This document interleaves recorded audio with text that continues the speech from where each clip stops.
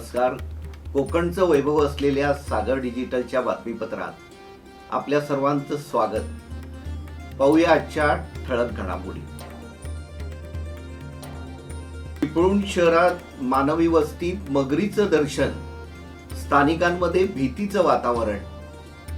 आगामी विधान परिषद निवडणुकीसाठी भाजपची उमेदवार यादी जाहीर. येऊर वनक्षेत्रातील पानखंडा जंगलातील 12 एकरचा अतिक्रमणाचा भूखंड वन विभागाने केला मोकळा. येऊर वन विभागातील अनधिकृत बांधकामांबाबत आवाडांचे सरकारवर ताशेरे. कल्याण डोंबिवलीतील महानगरपालिकेच्या वास्तूमध्ये कचऱ्याचं साम्राज्य. शिवसेना शिंदे गटाच्या नेत्याने पालिकेला सुनावले खडे बोल. लोणावळा भुशी डॅम परिसरात पाण्याचा अंदाज न आल्याने एकाच कुटुंबातील 10 जण गेले वाहून, 5 जणांचा मृत्यू. जगद्गुरु संत तुकाराम महाराजांची पालखी पुण्यात दाखल. वारकऱ्यांसह उत्साह शिगेला. मूर्तीशाळांमध्ये गणेश मूर्ती बनवण्यास सुरुवात. पर्यावरणपूरक उत्सव साजरा करण्याकडे भाविकांचा कल. आता पाहूया आजच्या सविस्तर बातम्या. चिपळूण शहरातील चिंचनाका परिसरात 30 जून रोजी रात्री महाकाय मगर रस्त्यावर वावरतानाचा व्हिडिओ सोशल मीडियावर व्हायरल झाला आहे. मानवी वस्तीत मगर शिरल्याने स्थानिक ग्रामस्थांमध्ये भीतीचं वातावरण निर्माण झालं आहे. चिपळूणमधून वाहणाऱ्या वशिष्ठी आणि शिव नदीपात्रातून अनेकदा मगरी शहरात येत असतात. यापूर्वी गोवळकोट भागात देखील मगर आढळून आली होती.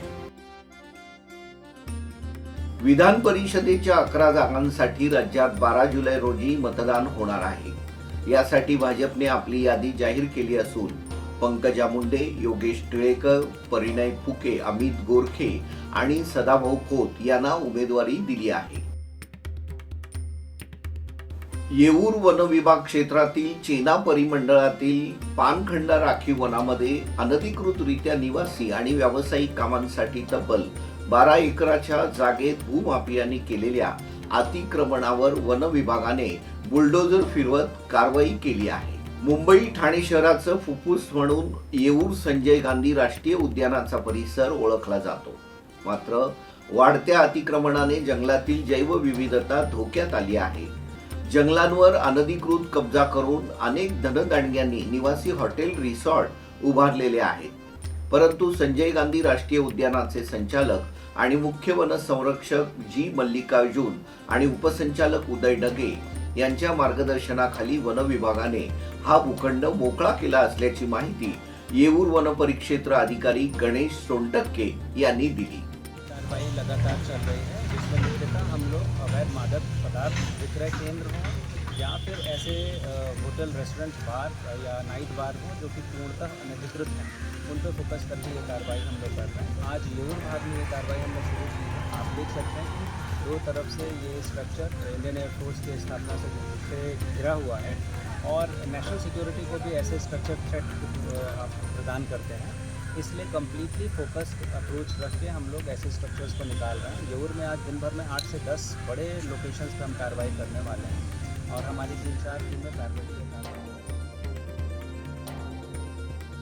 दुसरीकडे भारत विश्वचषक जिंकल्यानंतर येऊर येथील बेकायदेशीर बांधलेले बार आणि लाऊंजवर कानठळ्या बसतील एवढ्या मोठ्या आवाजात आनंद साजरा करण्यात आला. हा प्रचंड गोंधळ, वाहतूक कोंडी आणि मद्यपी वाहन चालक यांच्यामुळे येऊर येथील स्थानिक आदिवासींनी रस्त्यावर उतरून आंदोलन केलं. या प्रकरणाची दखल राष्ट्रवादी शरद पवार गटाचे आमदार जितेंद्र आव्हाड यांनी घेतली असून ट्विटरच्या माध्यमातून सरकारवर त्यांनी ताशेरे ओढले आहेत.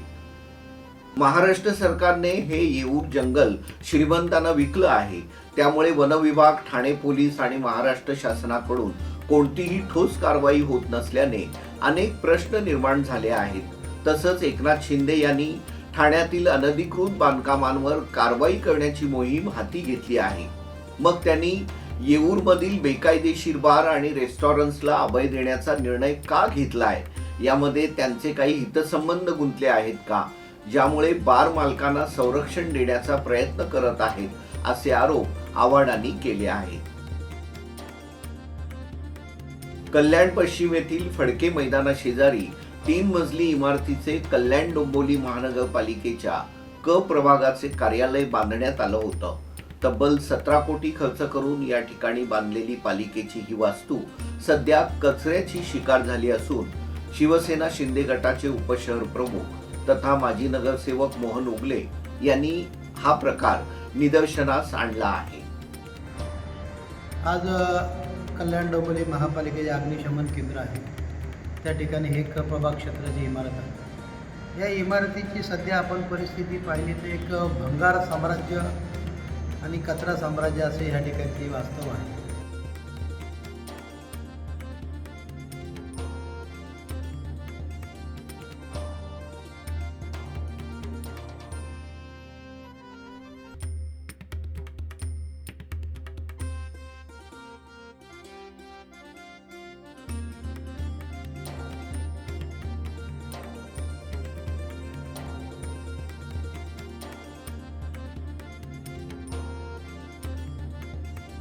लोणावळ्यातील बुशी डॅम परिसराच्या मागील बाजूस असणाऱ्या धबधब्यावर पिकनिकसाठी गेलेले एकाच कुटुंबातील 5 जण वाहून गेल्याची घटना 30 जून रोजी घडली.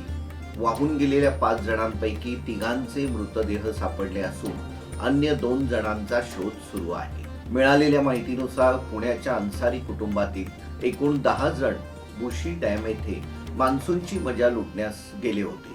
परंतु हे सर्वजण धबधब्याच्या मध्यभागी जाऊन उभे राहिले आणि त्याच वेळी पाण्याचा प्रचंड प्रवाह वाढल्याचा अंदाज न आल्याने ते वाहून गेले.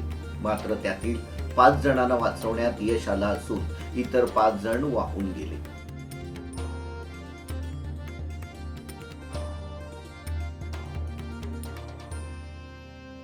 अनधिकृत फेरीवाल्यांविरोधात मुंबई महानगरपालिकेने सुरू केलेली कारवाई आता अधिक तीव्र करण्यात आली असून महानगरपालिकेच्या विविध विभाग कार्यालयांच्या वतीने 28 ते 30 जून 2024 दरम्यान अनधिकृत फेरीवाल्यांकडून मोठ्या प्रमाणात साधन सामुग्री जप्त करण्यात आली आहे.